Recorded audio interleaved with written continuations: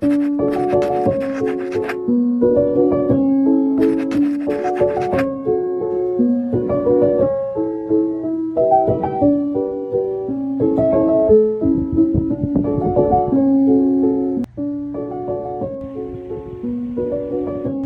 lang, naka-record na ba? Okay na? Okay.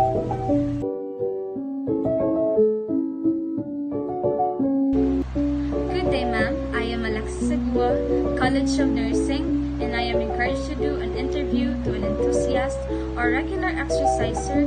So now, let's begin. So the question is, what type of lifestyle do you have at present, and why did you choose this kind of lifestyle? My lifestyle is quite active. I enjoy staying physically active because it helps me feel more energized, focused, and overall healthier. What was your turning point that made you realize to engage in physical activity, and what keeps you motivated?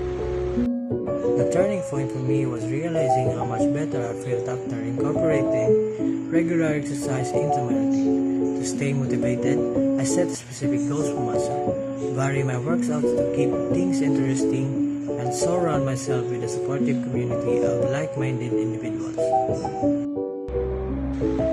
As an exercise enthusiast or regular exerciser, what will you advise to a person with no interest in engaging physical activity? If someone has no interest in physical activity, I would advise starting small. For example, doing yoga or basic exercises at home, whatever activities you are comfortable. It is important that you need to choose some exercise or activities that you will surely enjoy. After interviewing a regular exerciser, I've gained a lot of insight into how prioritizing physical activity can positively impact both body and mind. It clears that consistent exercise boosts energy, improves focus, and help manage stress. One key takeaway for me is the importance of starting small and finding activities that you genuinely enjoy. Making exercise fun and setting realistic goals can really help maintain motivation.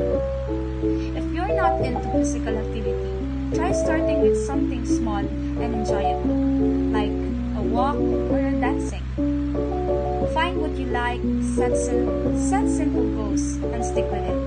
It might be tough at first, but it's worth it for how much better you feel physically and mentally.